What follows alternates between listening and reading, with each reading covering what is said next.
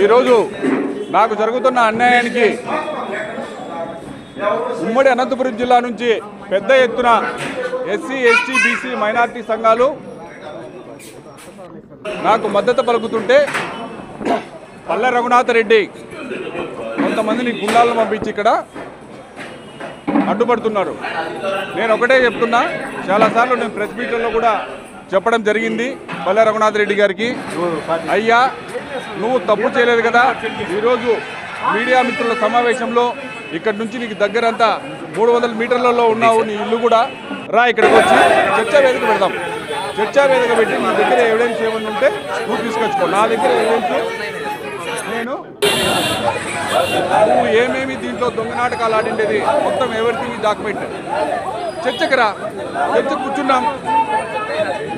Media సమావేశంలో ఈరోజు BC SC SC సంఘాలు కూడా ఉన్నారు, మీడియా ప్రతినిధులు ఉన్నారు, కూర్చొని చేద్దాం. అంతేగాని ఇట్లా అడ్డుపడము, ప్రజా సంఘాలకు అడ్డుపడము, తర్వాత ఎంతో నీతో శోభ అనుభవిస్తున్నాం 5-6 ఏళ్ళ నుంచి. ఈ ఇష్యూస్ మీకు అందరికీ తెలుసు. నువ్వు కరెక్ట్గా ఉన్నప్పుడు చర్చకు రమ్మని చెప్పి చాలాసార్లు మాట్లాడినా. నువ్వు కరెక్ట్ అయితే రాకోకుండా ఎవరినో గుండాలు నువ్వు పుట్టబర్తి నుంచి వీటికి బీసీ సంఘాలు ఎస్సీ సంఘాలు మాట్లాడుతుంటే గుండాలను పిలిపించి నువ్వు దాడులు చేయాలనుకోవడం ఇది తప్పు. నువ్వు కరెక్ట్ అనుకున్నప్పుడు నిరూపించు. నిరూపించుకోకుండా ఇట్లా పనులు చేయడం నీకు తగదు కరెక్ట్గా. నేను కూడా నీతో చాలామంది నాలాంటి వాళ్ళు పుట్టపర్తి కాన్స్టిట్యున్సీలో కానీ ఉమ్మడి అనంతపురం జిల్లాలోనూ వేల సంఖ్యలో ఉన్నారు.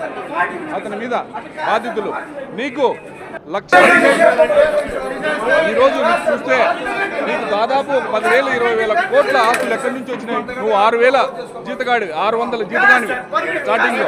600 జీతగాడు నువ్వు మోసం చేయకపోతే ఎస్సీ ఎస్టీ బీసీలకు ఎక్కడి నుంచి వచ్చినాయి. దాంట్లో భాగంగా నేను కూడా నీకు బాధ్యతలు ఎన్ని చేసావో నాది కాకోకుండా ఈరోజు నాది నీ దగ్గర ఒక పాటకి వచ్చి మేకవన్ని పొల్లులో వచ్చి నాకు మాయమాటలు చెప్పి నన్ను నువ్వు ఎంత ఇబ్బంది పెట్టావో ఈరోజు ప్రజా సంఘాలకి ఈరోజు నాకు మద్దతు వచ్చినప్పుడు నువ్వు ఇలాంటి వాళ్ళని నువ్వు ఇబ్బంది పెట్టడం కాదు. లేదు, నువ్వు కరెక్ట్ అయినప్పుడు రా, చర్చకు కూర్చున్నాం, కూర్చొని మాట్లాడదామని చెప్పి నేను మీతో పలుకుతున్నాను.